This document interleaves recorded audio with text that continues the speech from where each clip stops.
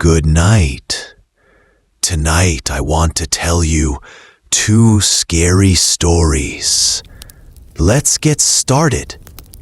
This happened to me on Thanksgiving Day 2 years ago. I remember because I was sick, really sick, with a respiratory virus going around at the time. By Thanksgiving, I was past the fever and contagious part, but I had chills. I couldn't go 5 seconds without coughing, and I could barely speak. At the time, I had promised a friend and coworker who would be out of town for the holidays that I would watch her cat. Her cat is older and needs medicine every day. I agreed, since she lives a short walk from where we work. I agreed before I got sick, but I couldn't go back on my promise. I was also talking to a friend about how both of us wanted to play tennis and bowling again, since we both played in high school. I kept my tennis rackets and bowling ball at my father's place because my dorm was tiny. I live in a big city for college, and I don't have a car. Public transportation is how I get everywhere. Because I was sick, I couldn't go to my father's place for Thanksgiving. But I was determined, stupidly determined, to get my rackets and bowling ball. If I didn't do it on Thanksgiving, it would be months before I could play again. So I made a plan. I'd walk to the light rail, get off near my dad's place, ask my brother to bring me my things. Then on the way home, get off near my friend's place and check on her cat. The transit system where I live is unreliable. As I waited for the bus, my phone kept saying the bus was 1 minute away, only for it not to show up. Then suddenly the next bus would be 15 minutes away. Normally I'd just walk, but for context, I was a 19-year-old female, about 5'3", carrying a 13-pound bowling ball, 2 tennis rackets, and Thanksgiving leftovers.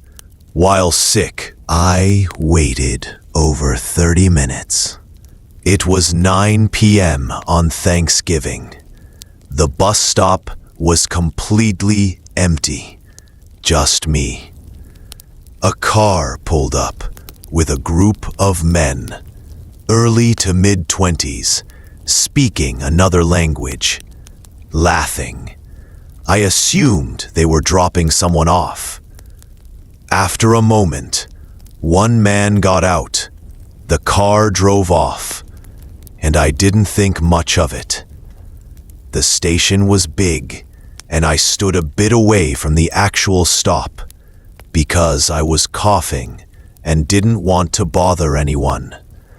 Still, the man walked over and sat on the bench directly next to me. I ignored it, staring at my phone, watching the bus arrival time constantly change, leaning out to look for headlights. A couple minutes passed. Then I felt something on my shoulder. The man had gotten up and wrapped his arm tightly around me. My mind went blank. I froze. He mumbled something, asking if I was okay. I whispered that I was fine, just waiting for the bus. A couple minutes later, he let go, sat back down. Red flags were going off, but I tried to rationalize. Maybe he thought I didn't feel well. Maybe he saw me leaning and thought something was wrong. I knew those excuses were stupid. But I was trying to stay calm. People ask why I didn't run or yell, but he was well over 6 feet tall, easily twice my weight, and wearing a bandana-style face covering. It was near the end of COVID, so some people still wore them. And we were alone. A few minutes later, he stood up again, put his arm around me a second time, sometimes stroking my back. I stayed completely still, watching the bus approach. When it got close, I slipped out of his grip. "My bus is here," I muttered. He responded in a way that made it clear he planned to follow me. On the bus, I stood on purpose. He sat. That gave me just enough distance to message a friend and panic silently. I couldn't go to my friend's place.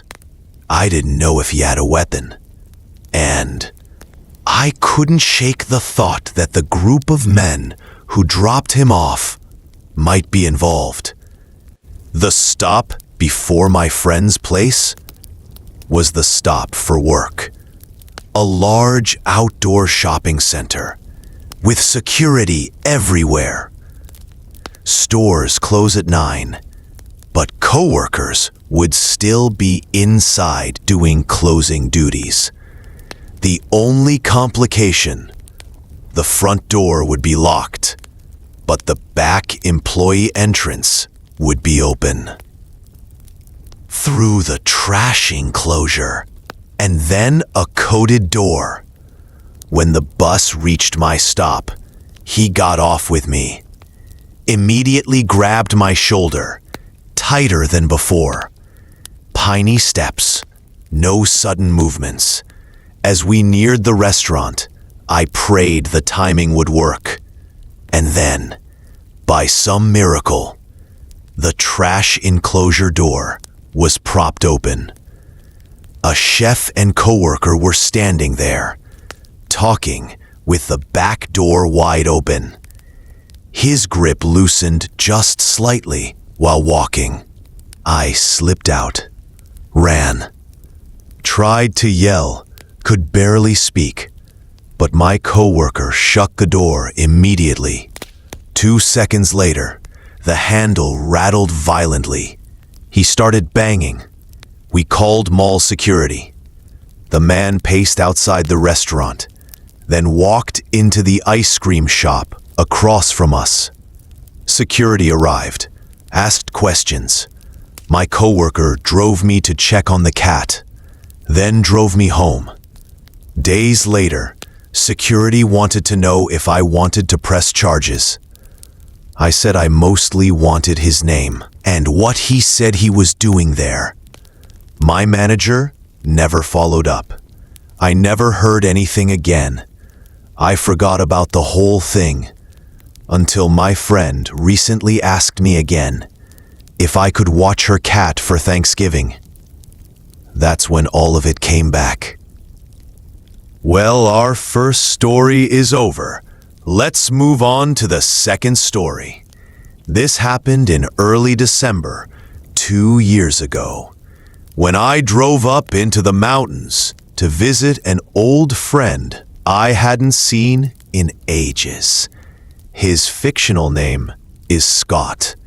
My real name is Jeremy. We'd been friends since middle school, but after graduation, he moved to a mountain town, and I stayed in New York City. We drifted apart. No drama, just life. So when he reached out, invited me to visit for a weekend, I felt nostalgic, excited. He said winter was the best time. The snow added to the rustic vibe. The drive was long and icy. Barely any cars. Sunset around 4 p.m. By the time I reached his area, it was pitch black. He lived in an old wooden house on the mountainside. Only a few scattered houses nearby, all spaced far apart. He greeted me outside, and immediately something felt off. Not wrong, just different. He spoke slower than I remembered, kept pausing mid-sentence, like he forgot what he was saying. Inside, the house was warm, but nearly empty. A couch, table, a couple chairs, some antique-looking wall decor. He said I could sleep on the couch. It turned into a pull-out bed. That was fine. Across from the couch was a long hallway, dark, leading to a bathroom and 2 empty guest rooms. He said the house used to belong to his grandparents. They had recently passed away, and now he lived here alone. Because the hallway light didn't reach the end, all I could see was a long, black rectangle. It made me uneasy, and I didn't know why. That first night, we talked a bit about old times, but something felt off. He was socially awkward now, barely made eye contact, kept glancing toward the hallway. He went upstairs to sleep. I stayed on the couch, left the light on, because that hallway bothered me. Around 2 a.m., I woke up to thumping above me. Fast footsteps, running, sprinting back and forth across the upstairs floor for 20 seconds. Then, silence. I waited for a door, a voice, anything. Nothing. I eventually fell asleep, even though I was freaked out. The second day was worse. Scott barely talked, barely ate. Every time I asked if he was okay, he just nodded. He invited me here, but he acted like he didn't want me here. And he went down that hallway 5 times at least. Never heard a toilet flush. Never heard anything. I assumed he was just weird about living alone. That night, a snowstorm rolled in. Wind slammed the house hard enough to shake it. Honestly, I loved the vibe. I scrolled on my phone, then went to sleep. Around 2 a.m. Again, I woke up. Soft scraping sounds coming from the hallway. Something dragging across the wooden floor. Then, silence. Then, a tap on the wall behind me, like someone flicked it with their finger. I looked toward the hallway, pitch black. I didn't get up. I rolled to the other side, telling myself, old house, old house, old house. Morning came. I pretended everything was normal. The third night was the worst. By then, the whole house felt wrong, and Scott's behavior was unsettling. He stared at me too long, silent, like he was checking if I noticed something. I almost left early, but the storm was too bad. He went upstairs early. I stayed on my phone, then eventually tried to sleep. Around 2 a.m., my eyes opened, but my body didn't move. Sleep paralysis. I'd heard of it, never experienced it. I could only move my eyes, couldn't breathe right, couldn't speak. Then, I saw movement. At the far end of the hallway, someone was standing there. Scott, or the outline of Scott. His face hidden in darkness, arms at his sides, standing perfectly still, like he'd been there for a long time, watching me. I tried to scream. Nothing. He stood there for what felt like an entire minute. Then slowly, he turned to his right and walked into the guest room, disappearing into the dark.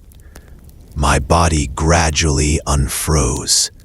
First fingers, then arms, and I sat up shaking. I told myself it could have been a hallucination, but my gut said otherwise. I whispered his name. No answer. Against every instinct, I walked down the hallway. The room looked empty, but in the far corner, someone was standing facing the window, silent, still. I backed out and ran upstairs. Scott was asleep in his bed, deeply asleep. I shook him awake. He looked confused, irritated, like he had no idea why I was waking him. When I told him what I saw, he refused to go downstairs, wouldn't even look toward the stairs. His expression changed, like he already knew. "Scott, who is that downstairs?" He shrugged. That was it. I was done. I grabbed my bag, kept glancing at the hallway, waiting to see that figure again. Outside, the cold air felt lie. Backed out and made the mistake of looking at the house one last time. In the window of the hallway's guest room, a silhouette. That same person, watching. That was the last I ever saw of Scott's house. After that weekend, he stopped responding, only replied once, "I'm fine." Nothing else. That was not the same Scott I knew.